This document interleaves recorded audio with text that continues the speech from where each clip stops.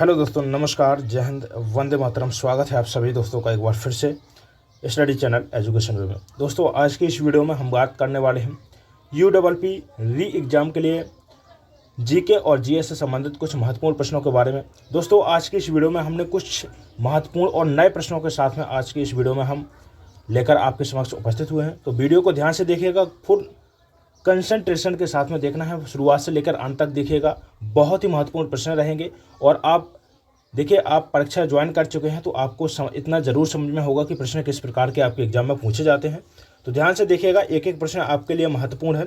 और एक बार मैं देखिए सभी आपको प्रश्न दिखा देता हूँ, सभी प्रश्न बहुत इंपॉर्टेंट है।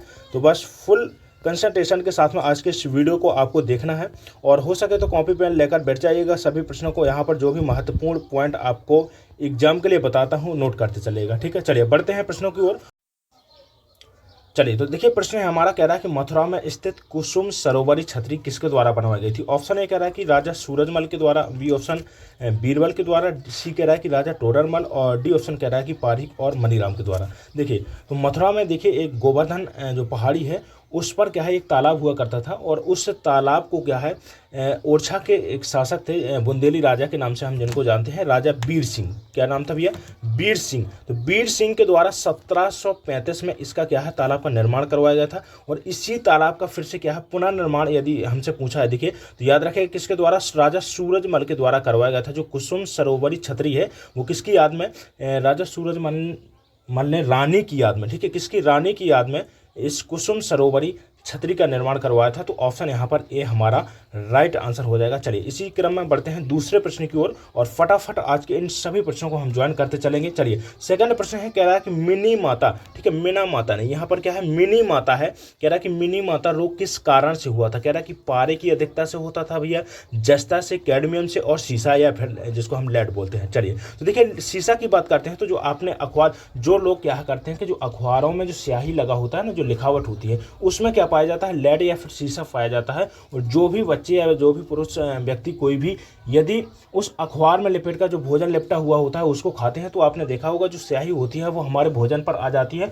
और उसको खाने से जो हमें रोग फैलता है वो होता है भी मस्तिष्क से संबंध, हमारे तंत्र को इफेक्ट पहुंचाता है। तो ये भी याद रखेगा, जो सीसा से जो रोग होता है वो याद रखेगा। लेड जो होता है वो किसको प्रभावित करता है, तंत्र को प्रभावित करता है।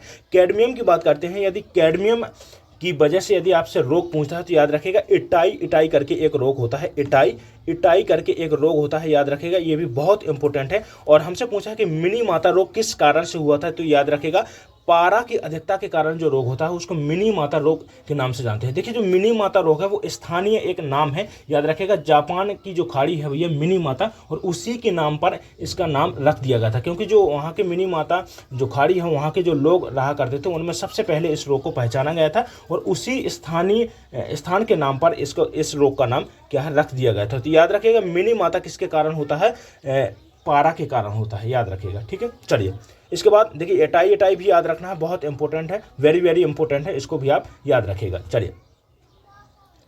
चलिए इसके बाद बढ़ते हैं नेक्स्ट प्रश्न की ओर। अगला प्रश्न है, कह रहा है कि उत्तर प्रदेश ही नहीं बल्कि भारत का पहला पुल कहां पर और किसके द्वारा बनवाया गया था। चलिए, तो देखिए भारत का पहला पुल और उत्तर प्रदेश का यदि आपसे पहला पुल पूछता है तो याद रखेगा भैया गोमती नदी पर जो लखनऊ, ठीक है, जो लखनऊ में गोमती नदी है, गोमती नदी पर जो पुल बनवाया गया था उसी को हम क्या बोलते हैं, ठीक है, भारत का पहला पुल लखनऊ में गोमती नदी पर बनवाया गया था। पूछता है कि किस कंपनी के द्वारा, तो याद रखेगा जेसप कंपनी के द्वारा बनवाया गया था। Option B is the right answer हो जाएगा। ठीक है, चलिए देखिए पुल की बात करते हैं तो वर्तमान में यदि आपसे पूछता है कि भारत में सबसे बड़ा पुल कौन सा है तो याद रखेगा भारत की यदि सबसे बड़ा पुल पूछता है तो याद रखेगा कहाँ पर है, असम में है और कहाँ पर है, लोहित नदी पर है, भूपेन हजारिका पुल। कौन सा है भैया, भूपेन हजारिका पुल, नोट कर लीजिएगा इसको, भूपेन हजारिका पुल के नाम से जानते हैं और कहाँ पर है, असम में है।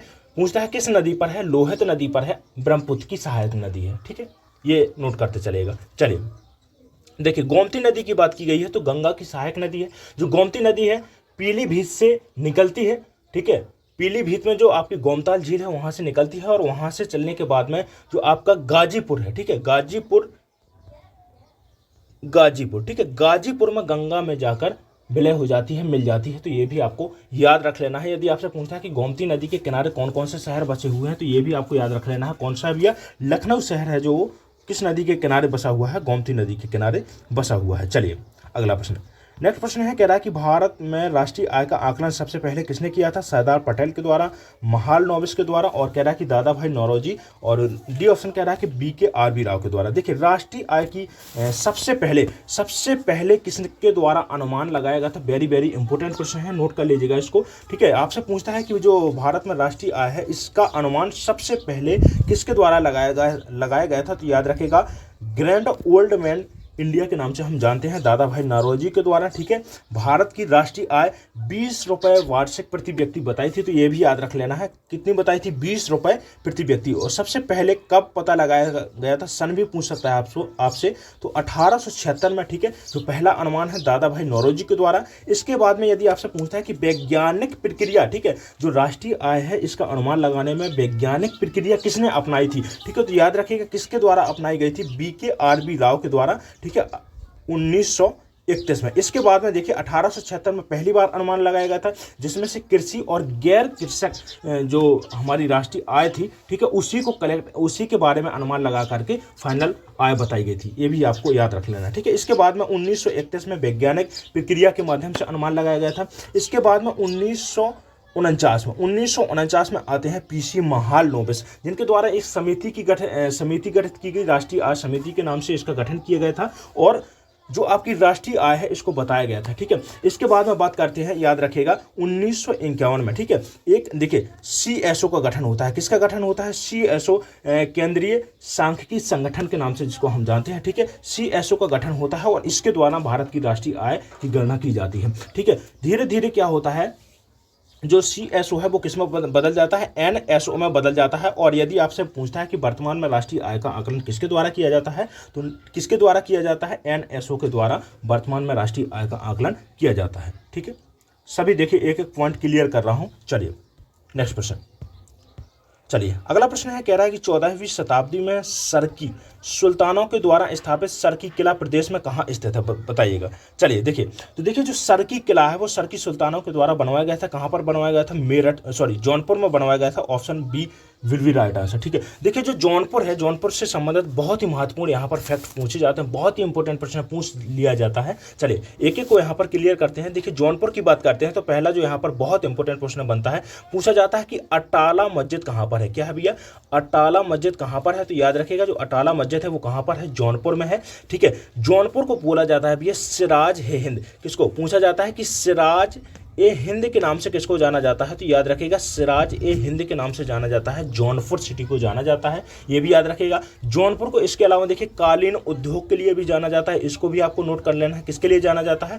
कालीन। ठीक है, जो कालीन है उसके उद्योग के लिए जाना जाता है। किसको? जौनपुर को जाना जाता है। इसके अलावा जो आपको याद रखना है, एक बहुत ही इंपॉर्टेंट प्रश्न यहाँ से पूछा जाता है कि भैया देखिए जौनपुर शहर की स्थापना किसके द्वारा की गई थी? ठीक है, देखिए अटाला मस्जिद बताया मैंने, कई बार प्रश्न पूछा जा चुका है। सिराज ए हिंद किसको बोला जाता है? जौनपुर को बोला जाता है। कालीन उद्योग के लिए जाना जाता है। इसके अलावा जो वेरी वेरी इंपॉर्टेंट है, पूछा जाता है कि जौनपुर शहर की स्थापना किसके द्वारा की गई थी? तो याद रखेगा फिरोज शाह तुगलक। याद रखेगा किसके द्वारा? फिरोज शाह तुगलक के द्वारा जौनपुर शहर की स्थापना की गई थी। इसके अलावा यदि आपसे पूछता है कि फिरोजाबाद शहर, ठीक है, फिरोजाबाद शहर की स्थापना किसके द्वारा? तो याद रखेगा जौनपुर और फिरोजाबाद दोनों की स्थापना किसके द्वारा की गई थी? फिरोज शाह तुगलक के द्वारा। तुगलक वंश का, ठीक है, एक शासक था। याद रखेगा, ये भी आपको याद रख लेना है। चलिए नेक्स्ट प्रश्न। अगला प्रश्न है, नेक्स्ट प्रश्न की ओर बढ़ते हैं। कह रहा है कि उत्तर प्रदेश में स्थित ठीक है पैना नामक स्थान के जमींदारों ने अपने किसानों के साथ में मिलकर अंग्रेजों की नाव को घाघरा नदी में कब डुबोया था? ठीक है, तो देखिए 31 मई 1857 को। ठीक है, जो 1857 की क्रांति है ये याद रखिएगा। ठीक है, तो कब डुबोया था? 1857 को डुबोया था। ऑप्शन यहाँ पर बी राइट आंसर हो जाएगा। एक प्रश्न पूछ लिया जाता है कि जो 1857 की जो क्रांति है इसकी शुरुआत सबसे पहले कहाँ पर हुई थी? तो याद रखिएगा इसकी शुरुआत कहाँ से हुई थी? तो शुरुआत यदि पूछता है तो उत्तर प्रदेश के मेरठ से हुई थी, और इसी कारण से मेरठ को भी क्रांति नगर के नाम से भी जानते हैं। याद रखिएगा किसके नाम से जानते हैं?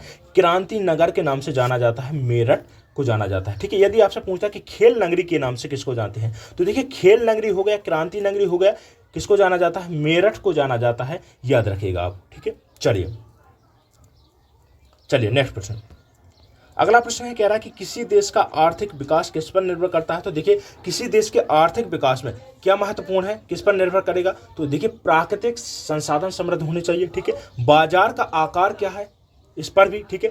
पूंजी निर्माण, तो यहाँ पर जो हमारा राइट आंसर जाएगा option D is the right answer हो जाएगा, यहाँ पर डी सही आंसर हो जाएगा। चलिए अगला प्रश्न कह रहा है कि युआन किस देश की मुद्रा का नाम है, बताइएगा। तो देखिए कह रहा है कि जापान की है, इटली की है, यूगोस, ठीक है, और कह रहा है कि चीन की है। चलिए तो देखिए युआन किस देश की मुद्रा है, चीन की मुद्रा है, याद रखिएगा। चलिए अगला प्रश्न है, कह रहा है कि WTO का मुख्यालय कहाँ पर है, न्यूयॉर्क में है, जेनेवा में है, उराग्वे में है, और कह रहा है कि दोहा में है। चलिए तो देखिए WTO वर्ल्ड ट्रेड ऑर्गेनाइजेशन, याद रखिएगा, वर्ल्ड ट्रेड ऑर्गेनाइजेशन के नाम से हम इसको जानते हैं। इसकी स्थापना की बात करते हैं तो 1995 में इसकी स्थापना की गई थी। कहाँ पर है, जेनेवा में इसका मुख्यालय है। ऑप्शन यहाँ पर बी इधर राइट आंसर हो जाएगा। चलिए फटाफट प्रश्न को करते चलेंगे, चलिए आंसर देते चलिएगा आप, और लास्ट में कमेंट करके जरूर बताइएगा कि आपने कुल कितने प्रश्न यहाँ पर आज सही किए हैं। चलिए नेक्स्ट प्रश्न है, कह रहा है कि मुद्रा आपूर्ति किसके द्वारा नियंत्रित की जाती है। वित्त आयोग के द्वारा, योजना आयोग, व्यापारिक बैंक, और डी ऑप्शन कह रहा है कि भारतीय रिजर्व बैंक के द्वारा। देखिए चलिए यदि पूछता है कि भारत में मुद्रा आपूर्ति किसके द्वारा नियंत्रित की जाती है, तो याद रखिएगा ऑप्शन हमारा जाता है ऑप्शन यहाँ पर डी राइट आंसर होता है, ठीक है। लेकिन पूछ रहा है कि मुद्रा आपूर्ति किसके द्वारा नियंत्रित की जाती है, वित्त आयोग के द्वारा मुद्रा आपूर्ति को नियंत्रित किया जाता है। ऑप्शन यहाँ पर ए राइट आंसर हो जाएगा। चलिए थोड़ा सा अंतर यहाँ पर है, आपको यहाँ पर ध्यान रखना पड़ेगा। चलिए नेक्स्ट प्रश्न है, कह रहा है कि कथकली शास्त्रीय नृत्य किस राज्य से शुरू हुआ था, कर्नाटक से, तमिलनाडु, राजस्थान, केरल। चलिए तो देखिए कर्नाटक की बात करते हैं कि कर्नाटक का जो शास्त्रीय एक नृत्य है, ठीक है, कौन सा है, याद रखिएगा, बहुत ज़्यादा पूछा जाता है, यक्षगान, ठीक है, यक्षगान है जो बहुत ज़्यादा पूछा जाता है। ये प्रश्न पूछ लिया गया है एग्जाम्स में, ठीक है। तमिलनाडु की बात करते हैं तो तमिलनाडु का जो शास्त्रीय नृत्य है वो है भारत नाट्यम, क्या है, भारत नाट्यम है, इसको भी याद रखिएगा। राजस्थान की बात करते हैं, बहुत ज़्यादा पूछे जाने वाला है कालबेलिया, ठीक है, जिसको सफेरा नृत्य के नाम से भी हम जानते हैं।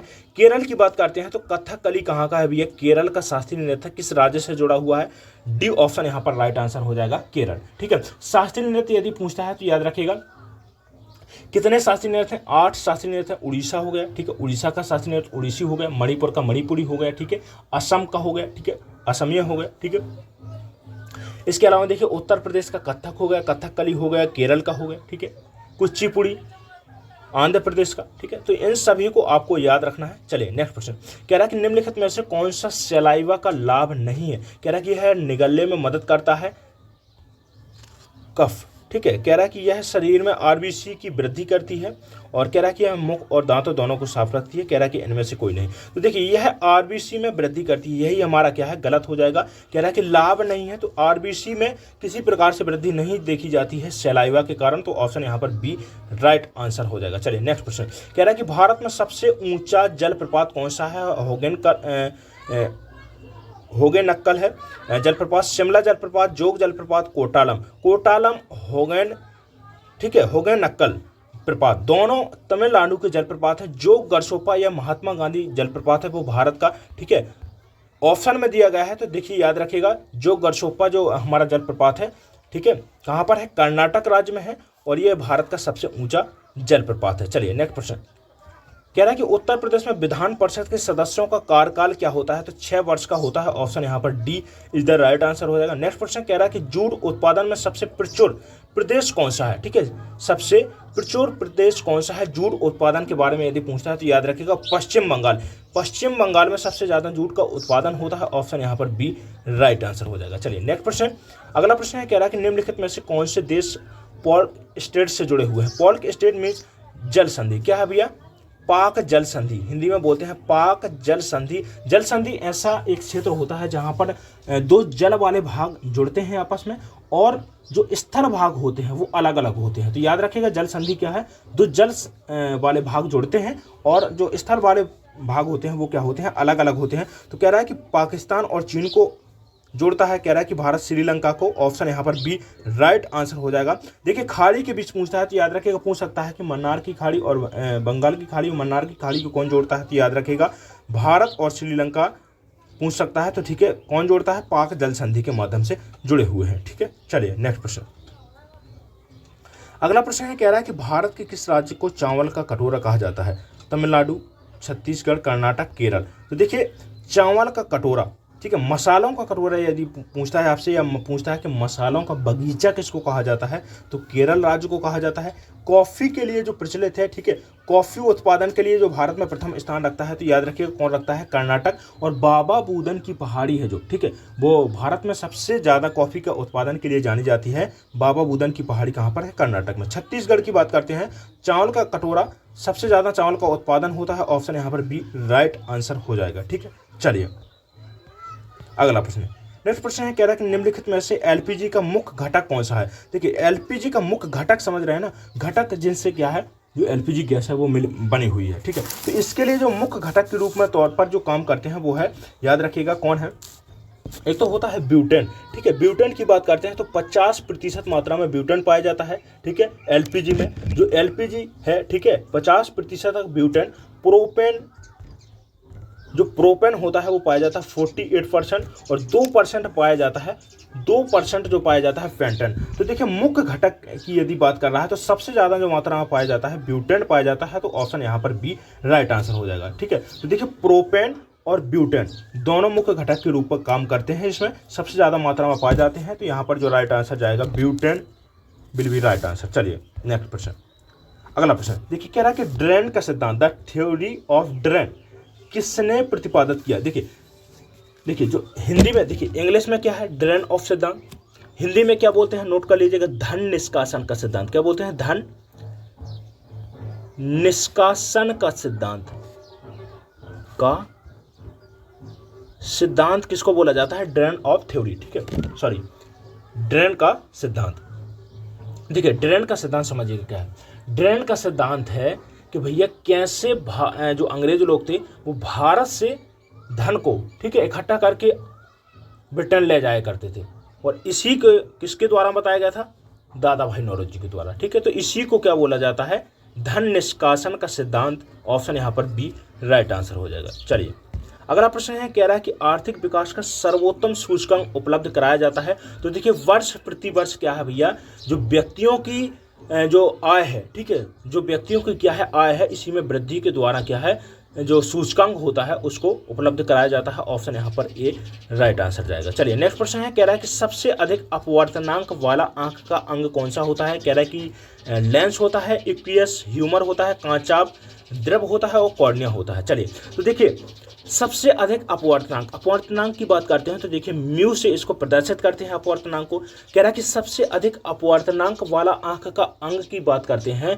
तो देखिए कौन होता है, लेंस होता है। कौन होता है, लेंस सबसे ज़्यादा अपवर्तनांक वाला अंग होता है। और यदि आपसे पूछता है प्रश्न कि सबसे ज़्यादा अपवर्तन आंख के किस अंग के द्वारा होता है, अपवर्तन, ठीक है, नोट कर लीजिएगा, अपवर्तन आंख के किस अंग के द्वारा होता है, तो याद रखिएगा कॉर्निया के द्वारा। ठीक है, आंख का एक ऐसा अंग है कॉर्निया जिसके द्वारा सबसे ज़्यादा प्रकाश का अपवर्तन होता है। ऑप्शन यहाँ पर याद रखिएगा, ऑप्शन ए राइट आंसर हो जाएगा। अपवर्तनांक वाला अंग कौन सा है, लेंस है, इसको नोट कर लीजिएगा। बहुत ही अच्छा प्रश्न है UPP के लिए। ठीक है, चलिए नेक्स्ट प्रश्न, अगला प्रश्न है, कह रहा है कि सम्राट अकबर की तुर्की रानी रुकैया बेगम का शीश महल प्रदेश में कहाँ पर है। तो देखिए शीश महल कहाँ पर है, आगरा में है। ऑप्शन यहाँ पर ए राइट आंसर हो जाएगा। ठीक है, फिरोजाबाद चूड़ी नगर के नाम से जानते हैं। ठीक है, चूड़ी नगर या कांच की नगरी के नाम से भी जाना जाता है। किसको जानते हैं भैया, फिरोजाबाद को जानते हैं, याद रखेगा।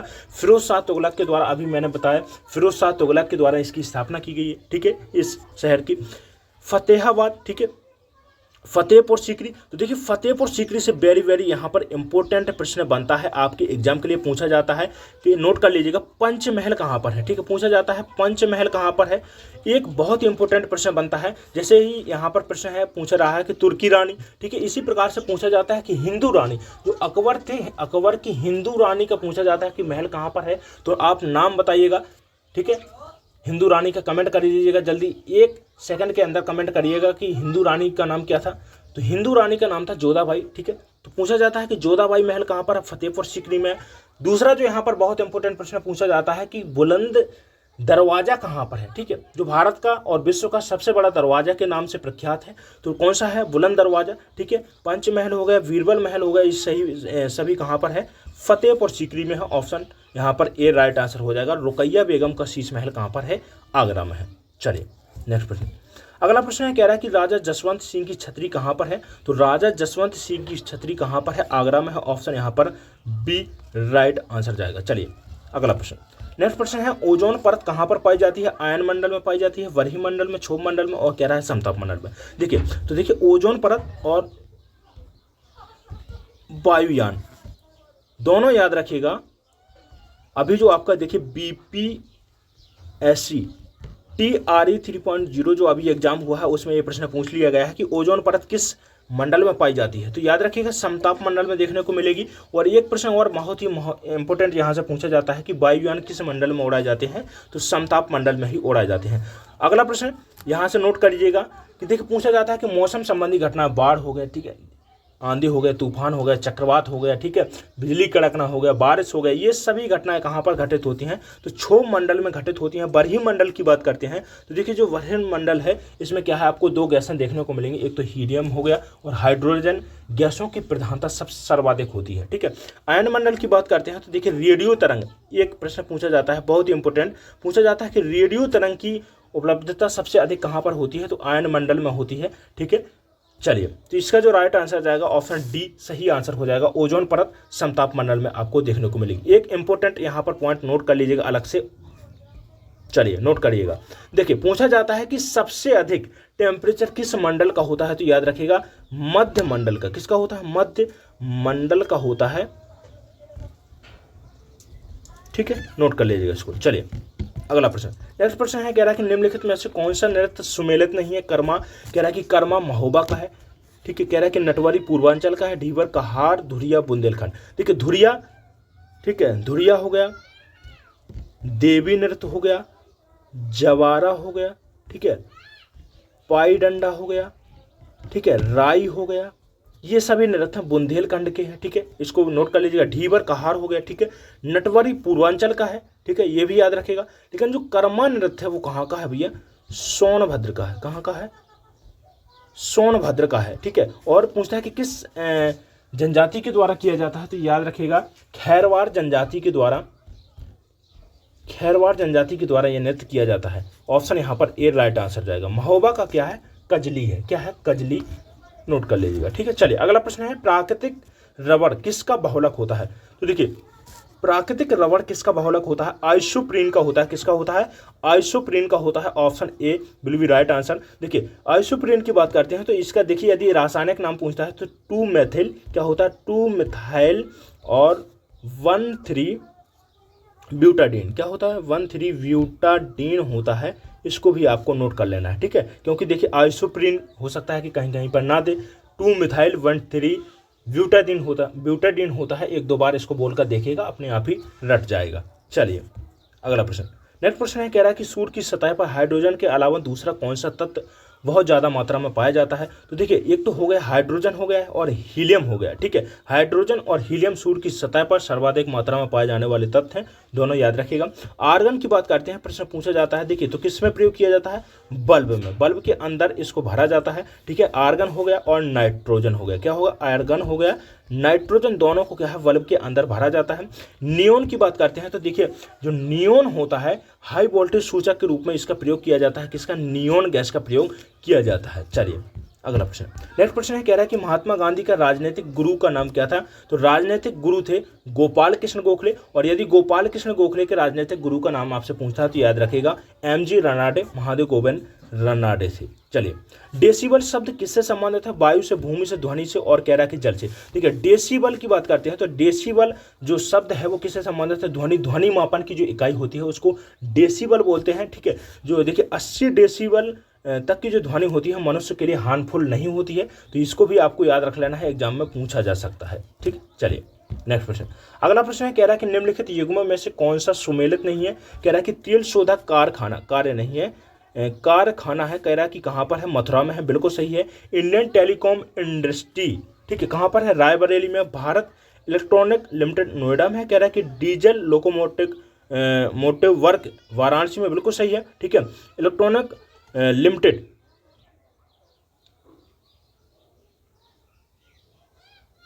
थोड़ा सा कंफ्यूज हूँ मैं यहाँ पर, ठीक है।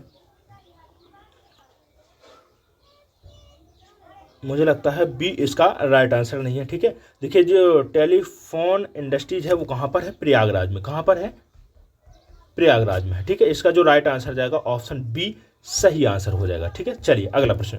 नेक्स्ट प्रश्न है, कह रहा है कि शांत घाटी किस राज्य में है। शांत घाटी जिसका दूसरा नाम है मूक घाटी के नाम से भी जानते हैं हम। ठीक है, कहाँ पर है, केरल में है। यदि आपसे पूछता है कि यहाँ पर देखिए जो भारत में सर्वाधिक जैव विविधता की यदि आपसे पूछता है कि सर्वाधिक डाइवर्सिटी की यदि बात करता है कि कहाँ पर देखने को मिलती है, तो याद रखिएगा शांत घाटी भारत की सर्वाधिक सबसे ज़्यादा। ठीक है, यहाँ पर डाइवर्सिटी पशु पक्षी हो गया, पेड़ पौधों में अधिक विविधता देखने को मिलेगी। ठीक है, तो याद रखिएगा ऑप्शन यहाँ पर बी राइट आंसर हो जाएगा। चलिए नेक्स्ट प्रश्न।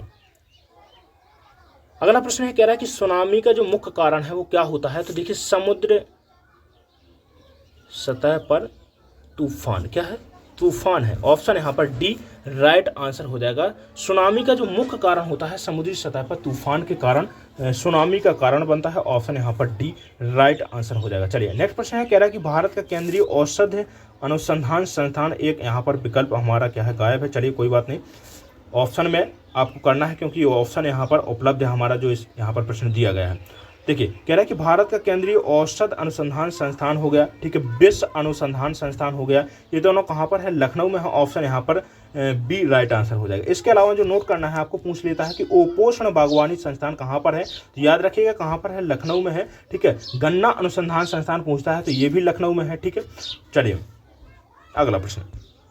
नेक्स्ट प्रश्न है मानव विकास सूचकांक। ठीक है, मानव विकास सूचकांक किसके द्वारा विकसित किया गया था, तो याद रखिएगा पाकिस्तानी, देखिए एक पाकिस्तानी अर्थशास्त्री थे महबूब उल हक। ठीक है, इनके द्वारा मानव विकास सूचकांक विकसित किया गया था। और जो सहयोगी तौर पर थे वो कौन थे भैया, अमर्त्य सेन, जो भारत के अर्थशास्त्री हैं। ठीक है, भारत के अर्थशास्त्री थे और इनके लिए भारत के लिए जो 1998 में ठीक है अर्थशास्त्र के लिए पहला नोबेल पुरस्कार भारत में दिया गया था। तो ये भी आपको याद रख लेना है। तो ऑप्शन यहाँ पर सी राइट आंसर हो जाएगा। चलिए नेक्स्ट प्रश्न, कह रहा है कि कृषि उत्पादकों की कोटि किस प्रकार निर्धारित की जाती है, तो एग मार्क के द्वारा। जो एग मार्क दिया जाता है, आपने जो पैकेट होते हैं, जो कृषि उत्पाद आप खरीदते हैं, जो पैकेट जो खरीदते हैं, उस पर आपने देखा होगा कि एक चिन्ह बना होता है, उसको क्या बोलते हैं, एग मार्क। और ये जो होता है वो कृषि विभाग के द्वारा दिया जाता है। तो याद रखिएगा किसके द्वारा, कृषि विभाग कहाँ पर है, दिल्ली में है, और उसके द्वारा एग मार्क प्रदान किया जाता है।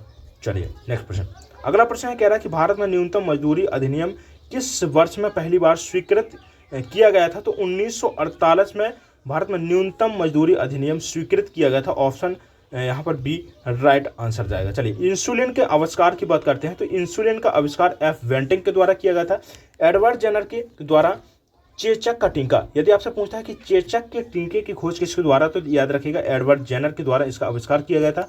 रोलांड रोस के द्वारा जो आपका मलेरिया परजीवी होता है, इसकी खोज की गई थी 1902 ईस्वी में की गई थी। ये भी आपको याद रख लेना है।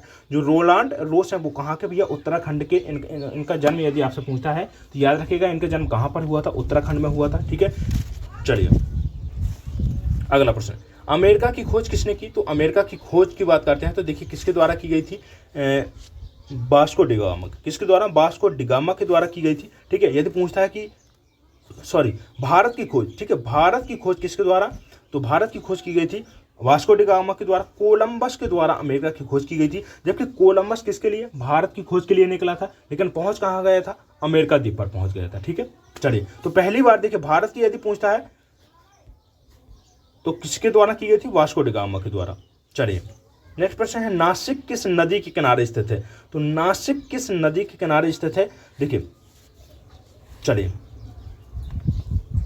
किस नदी के किनारे, गोदावरी की नदी के किनारे है। ठीक है, जो गोदावरी नदी है इसको बोलते हैं भैया बूढ़ी गंगा के नाम से जानते हैं। ठीक है, वृद्ध गंगा के नाम से भी जानते हैं। इसके अलावा देखिए एक बहुत ज़्यादा इंपॉर्टेंट यहाँ से प्रश्न पूछा जाता है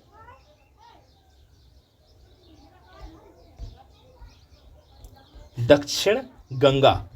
ठीक है, दक्षिण गंगा के नाम से भी किसको जानते हैं, गोदावरी, जिसके किनारे कौन है भैया, नासिक है। ये भारत की, ठीक है, प्रायद्वीप भारत की और दक्षिण भारत की सबसे बड़ी नदी के नाम से हम इसको जानते हैं, किसको, गोदावरी।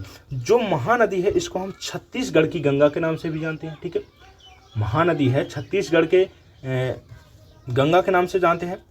और इसके अलावा याद रखिएगा जो महानदी है उड़ीसा के शोक, ठीक है, उड़ीसा का शोक भी बोला जाता है किसको, महानदी को, ठीक है। चलिए नेक्स्ट प्रश्न, अगला प्रश्न है, कह रहा है कि पेनिसिलिन, ठीक है, किससे प्राप्त की जाती है। तो देखिए किससे प्राप्त की जाती है, कवक से प्राप्त की जाती है। ऑप्शन यहाँ पर सी राइट आंसर हो जाएगा। खोज यदि पूछता है तो अलेक्जेंडर फ्लेमिंग के द्वारा जो पेनिसिलिन है वो पहला एंटीबायोटिक था, इसको भी आपको याद रख लेना है। चलिए नेक्स्ट प्रश्न है, कह रहा है कि पित्त का स्रोत क्या होता है। तो पित्त का स्रोत क्या होता है, याद रखिएगा, बहुत कंफ्यूज करता है ये प्रश्न। तो पित्त का जो स्रोत होता है वो होता है यकृत होता है, ठीक है। स्टोर कहाँ पर होता है, पित्ताशय में, पर बनता किसके द्वारा, जिसके द्वारा बनेगा भैया जहाँ से प्राप्त होगा उसी को तो बोलेंगे ना स्रोत। तो स्रोत कहाँ से है, यकृत से।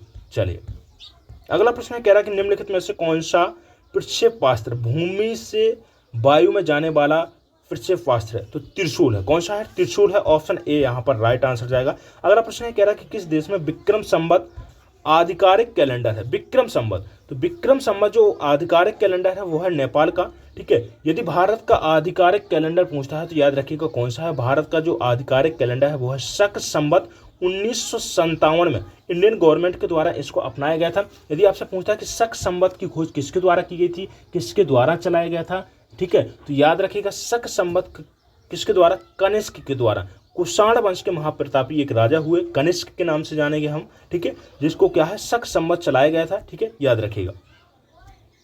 अगला प्रश्न, नेक्स्ट प्रश्न है, कह रहा है कि गांधी जी द्वारा सन 1933 तक संपादित समाचार पत्र का नाम क्या है।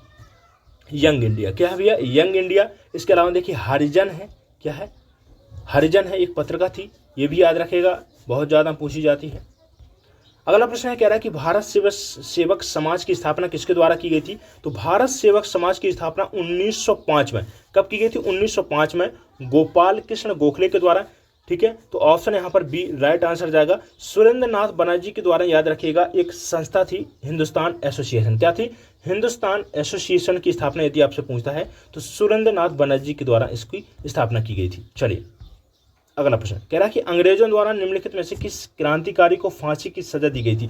देखिए जतिन दास, चंद्रशेखर आजाद, कल्पना दत्त और राजगुरु। तो देखिए राजगुरु, सुखदेव और भगत सिंह, तीनों को देखिए फांसी दी गई थी, ठीक है। याद रखिए कब दी गई थी, 23 मार्च, कब दी गई थी, 23 मार्च को दी गई थी 1931 में। और इसी कारण से 23 मार्च को देखिए शहीद दिवस के रूप में भी मनाया जाता है, ठीक है। तो देखिए जो चंद्रशेखर आजाद थे ये भाग खड़े हुए थे, इनको फांसी नहीं दी गई थी। इन्होंने इलाहाबाद का जो अल्फ्रेड पार्क है वहाँ पर स्वयं को अपने गोली दाग दी थी, ठीक है, तो इनके कारण मृत्यु हो गई थी। लेकिन देखिए राजगुरु एक ऐसे थे, ऑप्शन की बात कर रहे हैं हम, जहाँ पर देखिए अंग्रेजों के द्वारा फांसी दी गई थी। चलिए अगला प्रश्न, कह रहा है कि मोती मस्जिद निम्नलिखित में से किस नगर में है। तो कहाँ पर है, आगरा में है। इसके अलावा देखिए लाहौर में भी है, लेकिन हमें याद रखिएगा जो यहाँ पर हमारा राइट आंसर जाएगा आगरा, यहाँ पर सही आंसर जाएगा। चलिए अगला प्रश्न, कह रहा है कि निम्नलिखित में से विटामिन ई का अच्छा स्रोत कौन सा है। तो देखिए विटामिन ई का जो सबसे अच्छा स्रोत होता है वो सब्जियां होती हैं, वेजिटेबल्स होती हैं। ऑप्शन यहाँ पर डी राइट आंसर जाएगा। नेक्स्ट प्रश्न दोहरा दिया गया है प्रश्न, चलिए छोड़िए, इसका जो सही आंसर जाएगा ऑप्शन पित्त का स्रोत यकृत। चलिए नेक्स्ट प्रश्न, शरीर का सबसे बड़ा अंग। देखिए शरीर का जो सबसे बड़ा अंग और सबसे बड़ी यदि ग्रंथि पूछता है तो यकृत होता है। ऑप्शन यहाँ पर सी राइट आंसर जाएगा। चलिए अगला प्रश्न है, कह रहा है कि वाहनों के अग्रदीप हेडलाइट किस प्रकार के दर्पण का प्रयोग किया जाता है। परवलयी दर्पण, यदि परवलयी नहीं होता तो किस प्रकार के दर्पण का प्रयोग करते हैं, अवतल दर्पण का प्रयोग किया जाता है। ऑप्शन यहाँ पर बी राइट आंसर हो जाएगा, ठीक है। चलिए देखिए पीछे वाहनों देखने के लिए जो शीशा के रूप में प्रयोग करते हैं किसका करते हैं, उत्तल दर्पण का। जो हेडलाइट होती है उसमें प्रयोग किसका करते हैं, परवलयी दर्पण, ठीक है। ऑप्शन यहाँ पर बी राइट आंसर जाएगा। चलिए सॉरी डी। चलिए नेक्स्ट प्रश्न है, कह रहा है कि जंग से बचाने के लिए लोहे से बने पानी की पाइप पर जस्ते की परत चढ़ाने को क्या बोलते हैं। जस्ते की परत चढ़ाना, बिल्कुल यही बोलेंगे, ठीक है। ऑप्शन यहाँ पर ए राइट आंसर हो जाएगा। गैल्वेनाइजेशन बोला जाता है। ऑप्शन यहाँ पर ए राइट आंसर हो जाएगा। नेक्स्ट प्रश्न कह रहा है, देखिए यूरेनियम विखंडन एक सतत प्रक्रिया को जारी रखने के लिए किस कण की जरूरत होती है। तो किस कण की जरूरत होती है, न्यूट्रॉन की। किसकी होती है, ऑप्शन यहाँ पर सी राइट आंसर हो जाएगा, न्यूट्रॉन की जरूरत होती है। अगला प्रश्न, संगीत शिक्षा हेतु उत्तर प्रदेश में जो प्रथम संगीत महाविद्यालय स्थापित हुआ वह कौन था भैया, भातखंडे, ठीक है। विष्णु भातखंडे के द्वारा, किसके द्वारा, विष्णु भातखंडे के द्वारा इस संस्थान की स्थापना की गई थी संगीत हेतु। ऑप्शन यहाँ पर बी राइट आंसर हो जाएगा। कहाँ पर है, लखनऊ में है। कहाँ पर है, लखनऊ में है। इसको भी आपको याद रख लेना है। इसके अलावा संगीत अकादमी, ललित कला अकादमी और भारत तेंदु नाट्य अकादमी भी कहाँ पर है? लखनऊ में है। आपसे पूछ सकता है, याद रखिएगा। ठीक है, चलिए नेक्स्ट प्रश्न। अगला प्रश्न ये कह रहा है कि नेहरू ट्रॉफी किस खेल से संबंधित है? देखिए, हॉकी के लिए मेजर ध्यानचंद ट्रॉफी कौन सी है? मेजर ध्यानचंद ट्रॉफी बहुत इंपॉर्टेंट है, याद रखिएगा। ठीक है, और इसके अलावा आगा खां कप, आगा खां कप किसके लिए दिया जाता है? हॉकी के लिए। फुटबॉल से संबंधित है नेहरू ट्रॉफी, इसके अलावा संतोष ट्रॉफी और डूरंड कप। ठीक है, ये तीनों याद रखिएगा, वेरी वेरी इंपॉर्टेंट है। डूरंड कप और संतोष ट्रॉफी कई बार पूछे जा चुके हैं। चलिए अगला प्रश्न है, शास्त्रीय नृत्य उड़ीसी, ठीक है, किस प्रदेश की उपज है? अभी बताया मैंने, उड़ीसा। ठीक है, ऑप्शन यहाँ पर बी राइट आंसर जाएगा। गुजरात का जो गरबा नृत्य, क्या है भैया? गरबा नृत्य। जो गरबा नृत्य है, याद रखिएगा, इसको यूनेस्को की सूची में सम्मिलित किया गया है। किसको? एक देखिए, भारत का जो एक ऐसा नृत्य है, पूछ सकता है आपसे कि जिसको यूनेस्को की सूची में सम्मिलित किया गया है, वो कौन सा है? गरबा नृत्य। ऑप्शन यहाँ पर बी राइट आंसर जाएगा, उड़ीसा का है उड़ीसी नृत्य। चलिए 1857 की विद्रोह में तात्या टोपे ने किस जगह पर क्रांति का संचालन किया था? तात्या टोपे ने कहाँ पर? कानपुर में किया था। ऑप्शन यहाँ पर बी राइट आंसर हो जाएगा। चलिए नेक्स्ट प्रश्न है, 5वीं पीढ़ी के जो कंप्यूटर में कह रहा है कि क्या उपलब्ध नहीं होता? तो देखिए, निर्वात जो वैक्यूम ट्यूब होती है वो नहीं होता है 5वीं पीढ़ी की कंप्यूटरों में। ठीक है, जो 5वीं पीढ़ी के कंप्यूटर है उसमें वैक्यूम ट्यूब नहीं होता है। जो वैक्यूम ट्यूब है वो किसका ये लक्षण है, किसमें उपस्थित होता है? तो जो फर्स्ट जनरेशन के कंप्यूटर होते हैं उसमें निर्वात ट्यूब होती थी। चलिए अगला प्रश्न है, कह रहा है कि किसी कंप्यूटर में जोड़ने, तुलना करने और मिलाने के लिए कि कार्य कहाँ पर होते हैं? तो कहाँ पर होते हैं? सीपीयू बोल सकते हैं, सीपीयू चिप, या फिर बोलते हैं, एक मिनट,